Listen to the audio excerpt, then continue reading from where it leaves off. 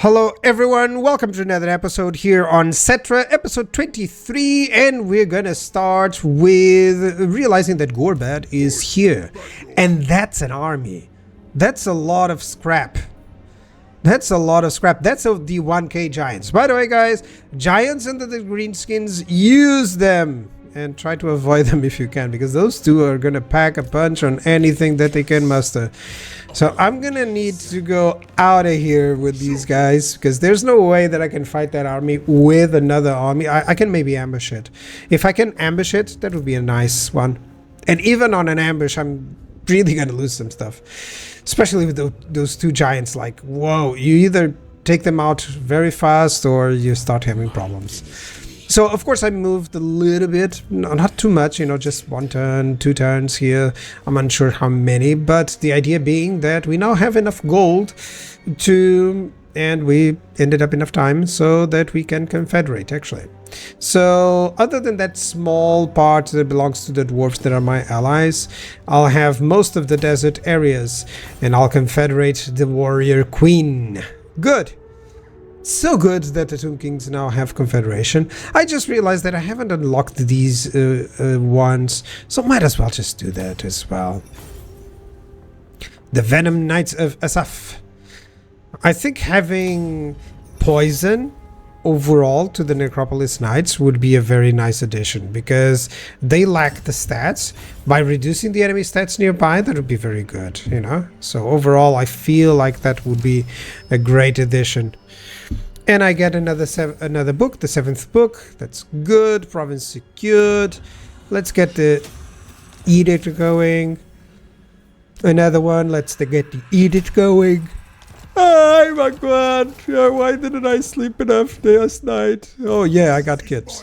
So I inherited a ton of these Ptraz necrotects, so I'm gonna have to raise some places in order to use those. It's not a bad idea, you know. Get some income and stuff, but the problem is that they also go towards the cap of necrotects, and you cannot disband them. So it's like, oh please don't let me do it. I have to do it. No, I cannot disband them, so I have to use them. But it's okay.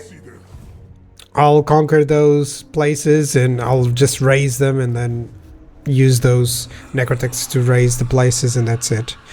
So it's just a minor setback. I need to delete some stuff here because of the buildings that I'm gonna have to go for. Mainly just checking if there's any specifics, any resources or anything like that. Yeah, there's a couple of specifics here. That one is fine, it's already built. But he didn't build the House of the Everlasting Life, which gives regeneration to all lords. I mean, seriously? You go with the carrion building instead of that. Okay, let's destroy that as well, so that I can get the resource. That feels good. Khalida, what are you going to have, Khalida? She still has the initial troops. And let me see how she's built. That's not bad, actually. That's not bad. You know, I can make a Tomb God archer sort of based army for her. You know, with some Sepulchre Stalkers, that would be nice, and still go with her stuff. So yeah, I don't need to reskill her. Yeah, I think so. Yeah, I can go for that. Sepulchre Stalker with maybe some Necropolis Knights. I don't know if I'll go for the Necropolis Knights or not. Maybe so. What I do know is that I'm going to disband all this, because that's just skeletons. I'm also going to disband these. So the skeleton archers are looking good. We're going to get 1, 2, so 3, 4. So that's okay. We're going to get the Necropolis Knights. So maybe a sort of... oh yeah, I got to use the Venom Knights there. See, that's good. So... other than Necropolis Knights, maybe the Sepulchre Stalkers. And these guys, I need a lot of them, because they're going to be my front line, actually. Because I'm not having Tomb Guards, right? Or am I having Tomb Guards? I mean, so I have the halberds, an unhalberd version. Then the Sepulchral Stalkers, that's 3 units at least. Because I can get 4 units of infantry.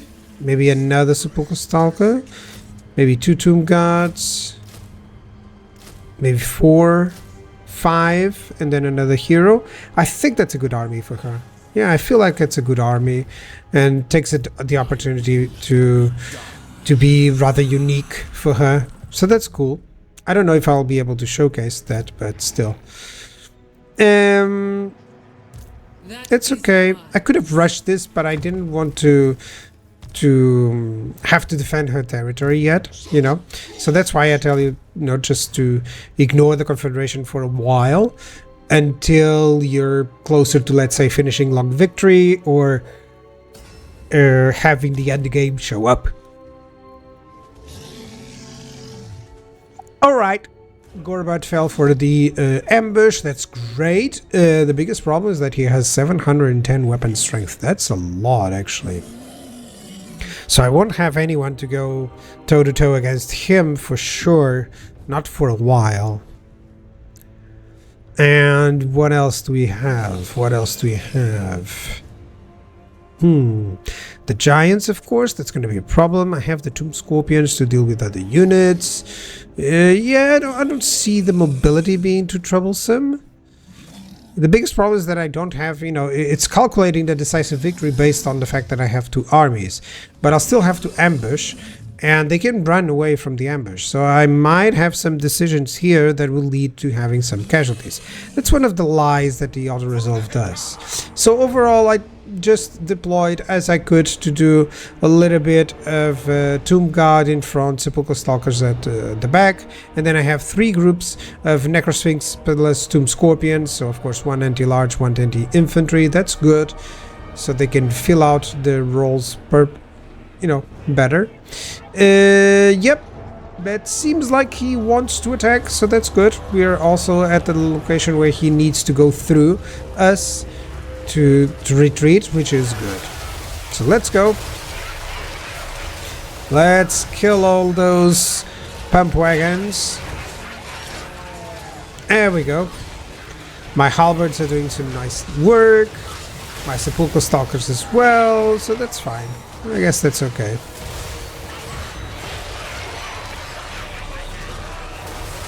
Yeah, there we go. Another destroyed there. That was cool. Oh my goodness. He's gonna hit his own troops. He's gonna hit my troops, but still. That foot of work actually harmed him a little bit more than harmed me. Look at that. My dudes are alive. His, not so many. Not so much. That was nice from the Scorpion. Come on. Oh, look at that! It immediately destroyed that pump wagon. That was cool. Okay. Now we're using anything we can against the big monster. The 2 giants, and there's Gorbad there, and he's buffing him up. I mean, even a small hit on that Scorpion, yeah, that's why I'm retreating it. Likely 1 hit implied a ton of damage to it. Yep. So now I have 2 Sepulchral Stalkers shooting at the giant. It should take like maybe 4 or 5 volleys to completely reduce him. Luckily, you know, they shoot really hard there.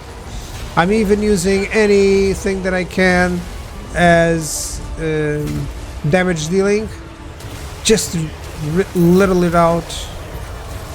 I actually misclicked the what's it called? Banishment spell. It should have been on an infantry unit, but I ended up casting on top of the giant. That was silly on my part, but still, it's good that we're managing to kill the giant. Look at that, it's still not enough. And Gorbad is just nearby, laughing his something off. Yeah, he's gonna hit. I'm gonna send in my Necrosphinx because I need someone to hit him really hard, and she does it. You know, it's a nice hit, and now I can go because the giant is gone. You know, because that giant was going to defend her. You know, was going to defend Gorbad really well, so I needed it out. Let's just show the Necrosphinx how it works. It's really an amazing unit, actually. Even towards non-anti-large units, it does a great job. But I really want to hit Gorbad here so that I can trigger some army losses. We're just ensuring that he doesn't get through, but it's not always as easy. And there's the wall.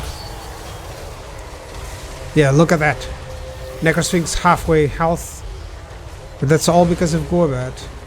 Well, mostly because of Gorbad. There we go, next ring. Necrosphinx. I'm sending in the reinforcements. They have arrived, so that's all good. That's all good.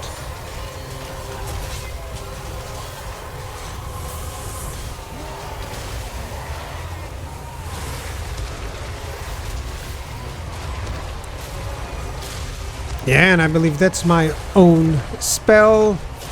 Just decreasing their capabilities of fighting and trying to see if I can get Gorbad. My Tomb King got dangerously low, but so did Gorbad. And with that, the whole army is going to flee.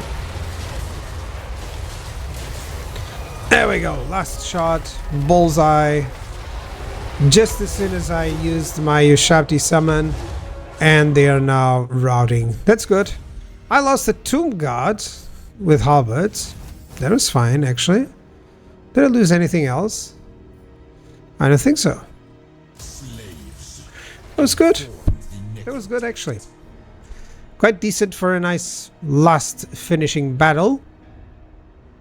And that is because these two guys, we're going to capture Galbaraz, that's for sure. And I believe that's going to be the end here. So we need Death Gorge as well. We're going to just ambush and see if they will fall for that.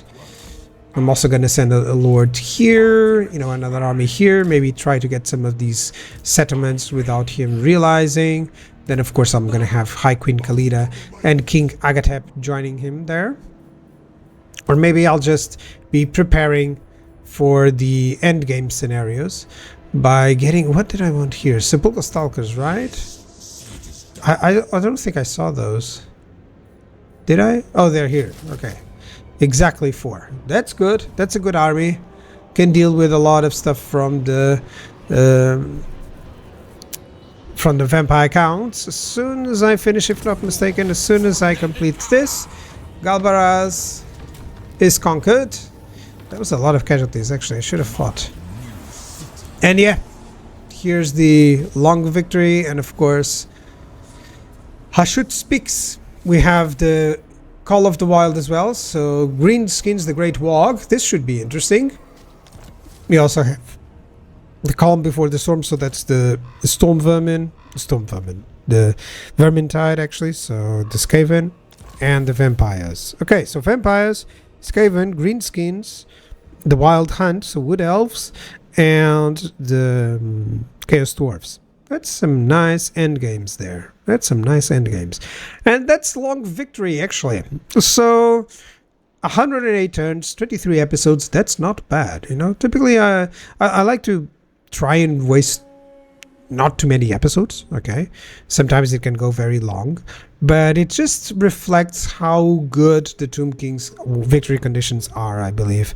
You know, you just get 100 turns. It's a good, nice campaign. If you want to try it out, I definitely recommend it. It's super interesting to play. You still get to see all the units, you know, as I've showcased here. And I can just theory craft a lot in terms of different army compositions, and I like to try different ones, such as that snake army, for instance. I always like to recommend one just for the kicks of it. But yeah, what I would do now is I'd likely just move a lot of turns ahead and then showcase to you when I'm dealing a little bit with the end game stuff. But until then, maybe a couple of weeks or anything like that, it will depend.